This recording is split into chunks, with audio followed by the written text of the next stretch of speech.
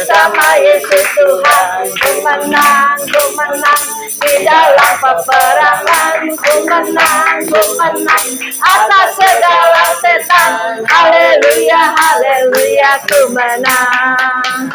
Haleluya, dia bangkit. Haleluya, dia hidup. Haleluya, dia naik. Roh Kudus. Ku menang bersama Yesus Tuhan. Ku menang di dalam peperangan. Ku menang atas segala setan. Haleluya, haleluya, ku menang. Haleluya, dia bangkit. Haleluya, dia hidup. Haleluya, dia naik. Roh Kudus turun. Roh Kudus turun. Roh Kudus turun. Silakan duduk Bapak Ibu sekalian. Saya buka ruang kesaksian.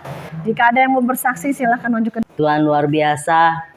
Saya ada dalam pergumulan yang buat saya luar biasa. Karena udah urusannya itu perut gitu ya. Jadi suami saya itu udah 2 bulan itu nggak ada order. Bukannya sepi loh. Nggak ada sama sekali jong gitu. Biasanya kan ada angka di rekening ya. Ini ada angkanya 0 lebihnya. Karena udah kepotong kartu, kepotong biaya admin gitu ya.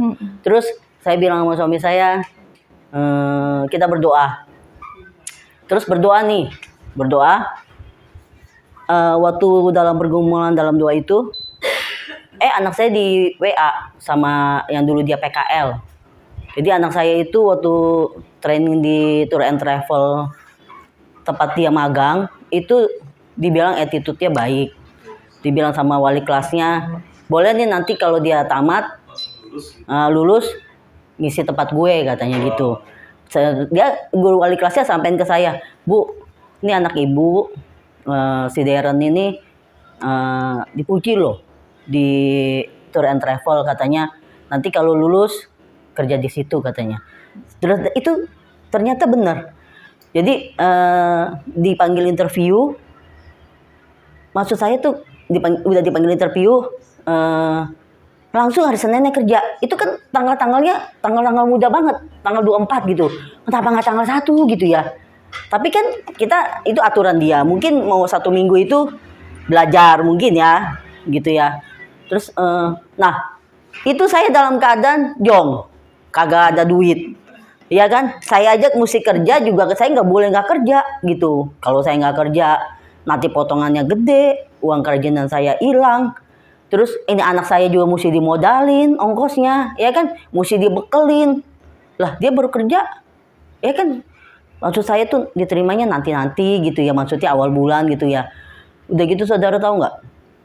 Baju kagak punya, kan mesti pakai bajunya yang ya bukan keren lah, paling nggak kemeja gimana. Kalau sekarang kan anak-anak namanya juga baru ABG begitu kan, dia kalau ke gereja pakai kaos kayak Randy gitu ya.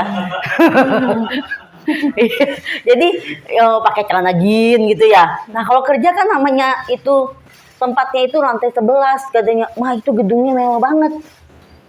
Itu kalau misalnya aku pakai ini nanti gimana gitu ya, pakai apa tuh? Terus kata papanya apa? Pakai kemeja papa. Ih, kemeja bapak-bapak dong kata dia. Saya bilang nggak apa-apa. Yang penting kamu nggak pakai kaos. Katanya nggak boleh pakai kaos, nggak resmi. Terus pakai kemeja bapaknya.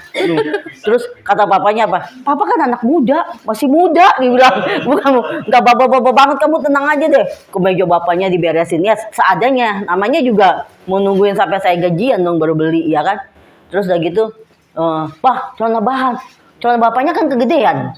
Terus saya bilang, Pak, celananya kegedean, kata dia gitu. Terus saya bilang, ya udah kecilin pinggangnya aja lah, untuk sementara kok 1 minggu doang.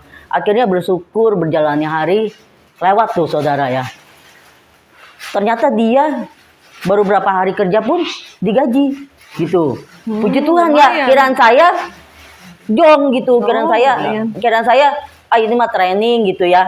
Ini ternyata udah dihitung gaji. Walaupun gajinya itu masih ya tiketin junior. Jadi dia tuh ya, nah, Puji Tuhan. makasih bro. Terus dia itu gajinya itu, jadi dia tuh kerjanya pesenin tiket pesawat gitu. Terus rekanannya itu anggota DPR. Tahu kan anggota DPR tinggal tanda tangan doang tuh, seabrek-abrek 50 orang, berapa orang kan kunjungan. Jadi kalau itu dia tuh sampai bak-bik-bak lah kerjanya gitu. Terus saya bilang bersyukur. Saudara tahu nggak, cari kerja tuh susah. Ya, setelah COVID itu orang malah dipecat-pecatin. Anak saya terima ijazah aja belum, udah kerja. Kan mujizat kan, luar biasa. Walaupun masalah saya belum selesai, tapi saya mau belajar bersyukur dengan keadaan ini gitu ya. Haleluya. Itu semua karena kemurahan Tuhan. Ya, haleluya. Nah, jadi sore ini kita akan share sedikit ya tentang apa yang Tuhan taruh di hati saya ya. Jadi belum lama ini saya pergi ke Bukit Depok, Bukit Tua Salomo ya. Waktu malam-malam itu saya lagi berdoa, lagi menyembah. Nggak banyak orang sih, yang sedikit ya, karena sudah malam kan. Tiba-tiba lagi penyembahan, terus Tuhan bilang di hati saya, banyak anak-anakku membawa beban-beban di masa lalu, katanya. Memberati langkah iman mereka saat ini. Terus saya lagi mikir, Tuhan ingatkan si A, si B, si C. Oh iya, benar juga Tuhan. Ternyata anak-anak Tuhan itu yang saat ini sekarang ibadah tuh masih ada luka-luka masa lalunya belum selesai. Jadi ada beban-beban di masa lalu tuh yang sebetulnya belum selesai, tapi dia berusaha melupakan, atau dia cuek, atau dia nantilah selesai juga sendiri. Tapi sebetulnya akibatnya itu dampaknya kelihatan. Masih sering konflik, baik konflik batin, konflik dengan sesama, konflik dengan keluarga, konflik dengan siapa gitu ya. Ada aja yang bikin ribut, bikin masalah, bikin apa, kayaknya mau maju tuh ada aja halangannya, ataupun kok ada masalah ini, masalah itu, bentrok sini sana. Nah, jadi di malam itu Tuhan ingatkan supaya anak-anak Tuhan tuh menyadari bahwa ada beban-beban di masa lalu yang belum selesai. Jadi itu yang harus dibereskan ya. Nah, kita baca firman Tuhan saat ini ya. Kita baca di Ibrani 12 ayat 1. Yang sudah dapat boleh tolong dibaca ya, Ibrani 12 ayat 1.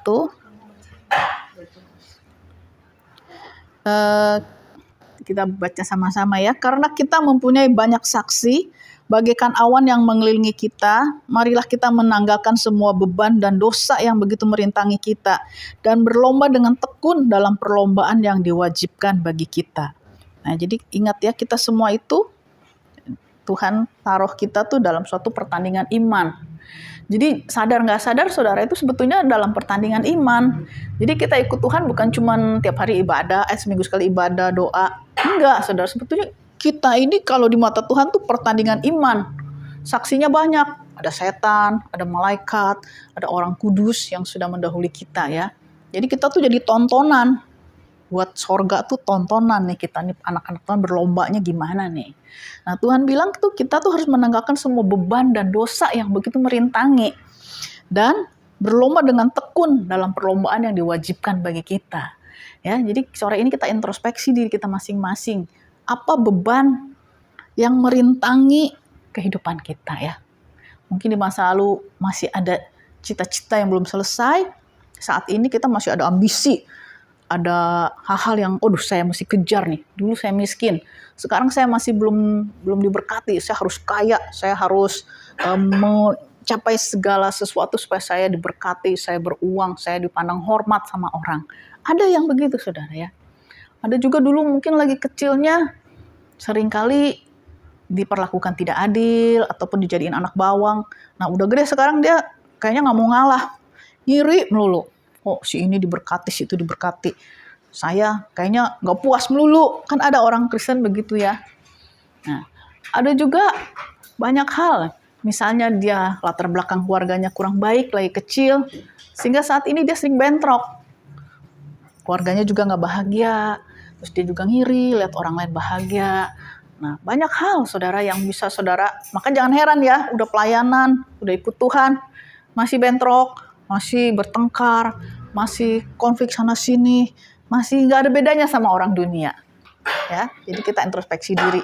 Beban apa sih sebetulnya yang masih merintangi perjalanan hidup kita? Saudara malam ini selesaikan dengan Tuhan ya, bahwa dalam doa bicara dengan jujur, Tuhan tolong ingatkan hal-hal apa yang membebani hidup saya. Dan Tuhan tolong supaya saya bisa selesaikan. Kalau saudara bisa selesaikan sendiri dengan Tuhan, puji Tuhan. Kalau nggak bisa ya harus datangi orang yang bisa menjadi mentor untuk bisa didoakan sama-sama ya. Karena Tuhan mau tuh supaya kita itu dalam pertandingan itu selesai dengan baik, dengan cepat, dengan kuat. Udah jangan dibebani hal-hal yang masa lalu, saudara. Belum kutuk-kutuk di masa lalu, kutuk turunan orang tua ya. Misalnya orang tua yang kawin cerai. Nah sekarang tanpa kita sadar, kita kayaknya mulai genit-genit nih lihat si ini. Ataupun ngebanding-bandingin, waduh si ini suaminya lebih diberkati, suami gue mah payah, nggak bisa kerja apa gitu. Banding-bandingin. Nah hati-hati saudara. Karena iblis itu, dia tuh selalu mencari celah supaya kita tuh bisa jatuh, bisa dengan panah apinya memberikan pikiran-pikiran negatif ya. Sehingga hidup kita tuh banyak konflik, saudara. Karena iblis tuh kan berjalan berkeliling, dia tahu nih celah mana nih yang bisa dimasukin. Dia mulai bisikin, mulai masukin di telinga, di pikiran. Dari mata kita lihat si ini nih, coba nih bandingin. Kamu mah susah nggak diberkati. Lihat tuh si itu. Istrinya baik, suaminya baik. Nah mulai membanding-bandingkan. Atau anaknya dia mau baik, mantunya baik. Banding-bandingkan lagi. Akibatnya jadi hidupnya tuh nggak puas. Hidupnya banyak berkeluh kesah, mengomel, bersungut-sungut, saudara ya. Nah itu beban-beban juga yang menghalangi kita ya. Jadi kita tuh harus menyadari, selesaikan supaya kita bisa berlari dengan cepat ya. Jadi apapun yang Tuhan ingatkan, misalnya orang tua dulu suka penyembahan berhala, kita bereskan sama Tuhan, selesaikan, kutuknya dipatahkan. Jangan sampai sikap-sikap buruk, sifat-sifat karakter orang tua atau turunan kita tuh nurun ke kita tanpa kita bereskan ya. Jadi kita selesaikan. Kemudian yang kedua itu selain kita harus menanggalkan beban, yaitu kita harus bisa menguasai diri, saudara. Karena tanpa penguasaan diri itu bahaya ya. Kita baca di 1 Korintus 9 ayat 25, tiap-tiap orang yang turut mengambil bagian dalam pertandingan menguasai dirinya dalam segala hal. Mereka berbuat demikian untuk memperoleh suatu mahkota yang fana. Tapi kita memperoleh suatu mahkota yang abadi. Nah, amin ya. Jadi kita tuh dalam pertandingan iman tuh harus dapat menguasai diri. Jadi menguasai diri itu artinya tuh mau marah, kita tahan emosi. Mau kesel, kita juga mesti tetap sabar, mengucap syukur. Karena kan banyak hal di sekeliling kita tiap hari ada aja kan yang membuat kita jadi emosi, pengennya cucut, nggak perempuan nggak laki-laki kan, yang bawel-bawel bisa cucut dari pagi ngoceh aja dibilangnya kan. Nah belajarlah menguasai diri, sabar untuk bisa menahan diri. Jangan katakan sesuatu yang negatif ataupun yang buruk, karena yang buruk itu cepat terjadi, saudara. Yang positif malah agak lama, tapi yang negatif cepat, saudara. Hati-hati dengan omongan. Ada yang, aduh gue kere deh, sial deh gue, mampus deh gue, kan suka ada gitu kan. Nah hati-hati mulut dijaga, jangan sembarangan ngomong. Apa yang kita tabur itu yang kita tuai, nggak boleh sembarangan ngomong ya. Jadi harus kita tuh benar-benar menguasai diri, menguasai pikiran, menguasai hati, menguasai perkataan. Namanya itu memikul salib, menahan semua keinginan daging, keangkuhan hidup, keinginan daging, keinginan mata. Itu benar-benar kita tuh dalam perjalanan iman tuh harus benar-benar dilatih ya. Jangan diumbar. Emosi boleh, tapi cepat selesaikan sore hari ya. Jangan sampai matahari terbenam, saudara masih marah, masih berkelanjutan, berhari-hari kesel. Iblis seneng, saudara. Tapi kalau anak Tuhan yang mengerti, cepat sore selesaikan, bereskan pendamaian dengan orang tersebut, dengan Tuhan, sehingga beres ya. Makanya saya sering bilang setiap malam, di hadapan Tuhan doa, minta dibereskan, didamaikan dengan Tuhan. Jadi kalau malam ini saudara dipanggil, saudara udah siap. Kalau saudara masih nyimpen dendam, kesel, kepahitan, gimana saudara mau masuk sorga? Coba saudara yakin gak masuk sorga? Kalau dipanggil Tuhan masih belum beres hatinya. Ya, jadi keinginan mata juga mesti disalibkan, saudara ya. Jangan ngelihat yang indah-indah. Nah, ngelihat yang gak benar. Apalagi sekarang ya, saudara, waduh. Hati-hati, saudara. Saya belum lama dengar orang yang udah pelayanan nih, worship leader lah, pemusik lah, masih suka nontonnya yang, yang bodinya heboh-heboh gitu. Pelayanan sih pelayanan, tapi matanya nggak dia jaga, dia kasih makan keinginan matanya itu, keinginan dagingnya ngelihat yang tidak, yang enggak gitu loh. Jadi jangan pikir ini mah cuma tontonan. Itu seperti sepele, tapi nanti masuk ke pikiran saudara, ke hati saudara, itu tidak akan menguduskan hidup saudara. Telinga saudara dengar yang tidak baik itu akan membuat cemar hati kita. Sedangkan kita di akhir zaman ini justru kita harus membersihkan diri dari semua kecemaran dunia. Jangan dibiarkan. Ya, jadi hati-hati saudara, panca indera kita itu adalah hal yang paling sering diberikan panah api oleh si jahat ya. Kalau ibu-ibu dengar gosip nih, si ini begini-begini. Iya, masa sih? Yang bener. Waduh, ditambah-tambahin, dipanas-panasin. Jangan bilang-bilang ya, gue cuma ngomong mak lu doang nih.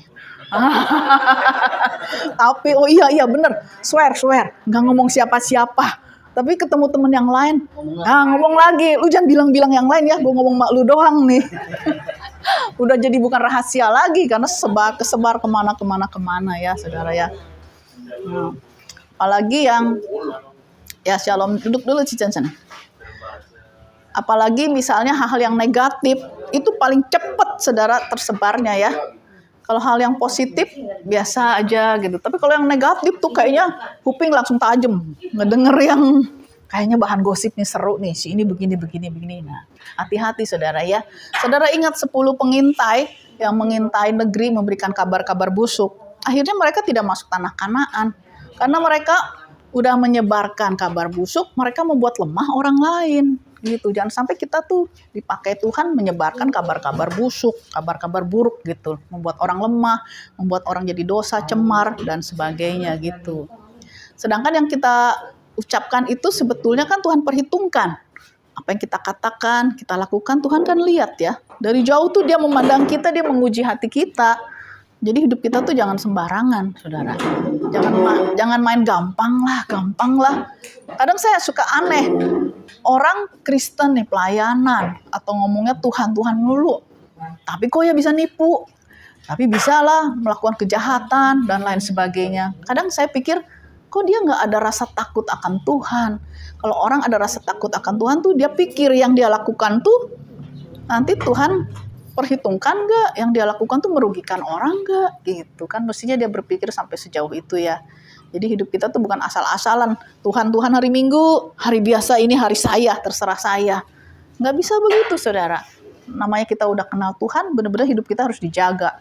Kecuali hidup kita di luar Tuhan, terserah ya, mau jahat-jahat sejahat-jahatnya, mau nipu-nipu lah gitu. Tapi kalau anak Tuhan tuh nggak bisa begitu saudara.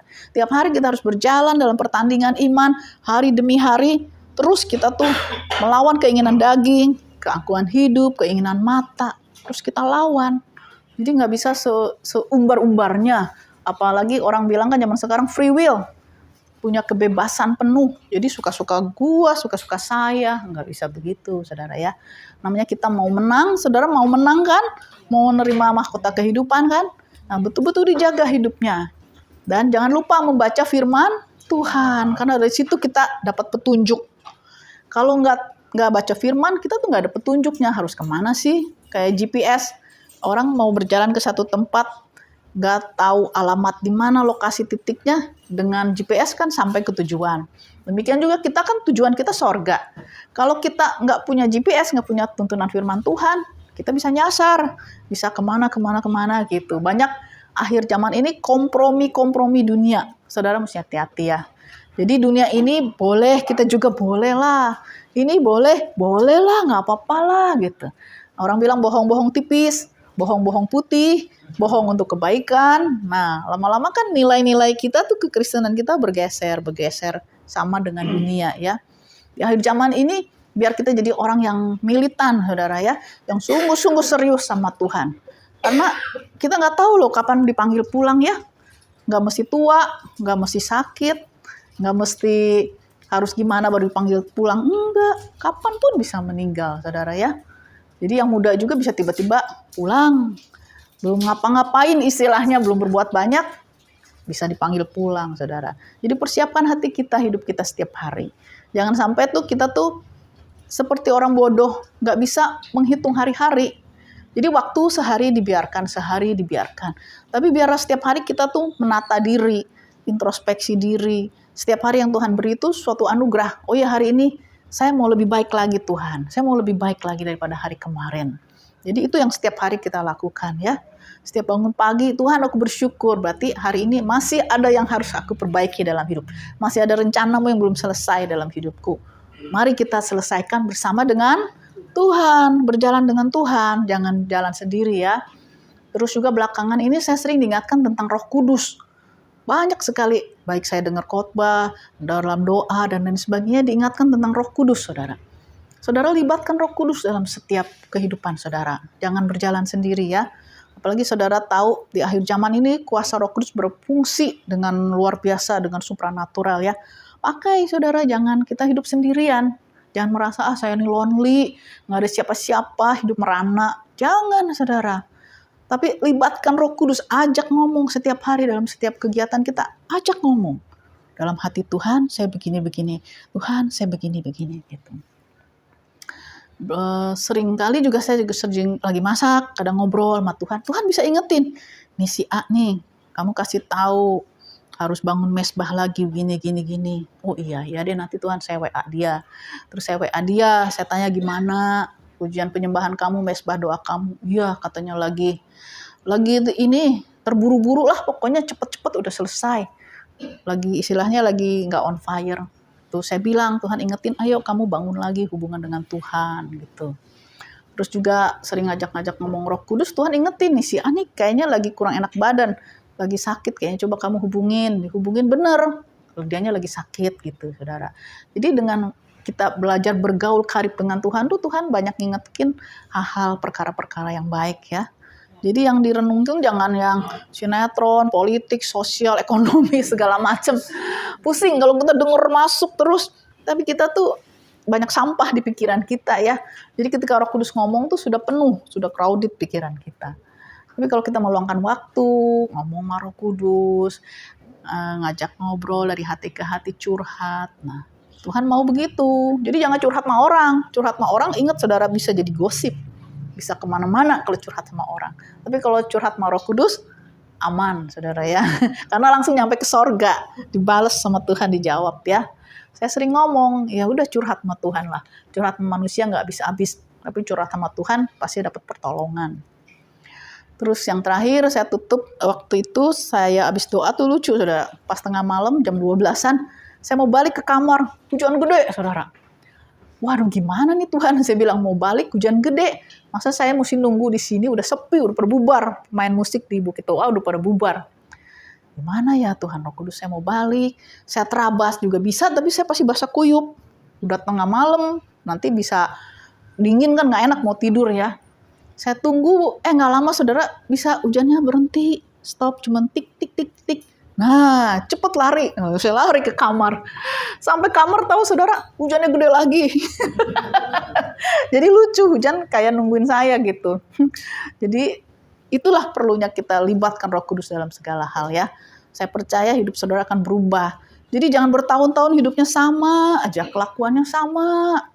Masih ngambekan, masih pundungan, masih ngirian. Aduh, ini orang Kristen kapan dewasanya? Apalagi kita di persekutuan doa kan ketemu bermacam-macam orang. Kalau masih ada yang begitu, aduh saya mengelus dada aja lah, Tuhan tolong dewasakan dia.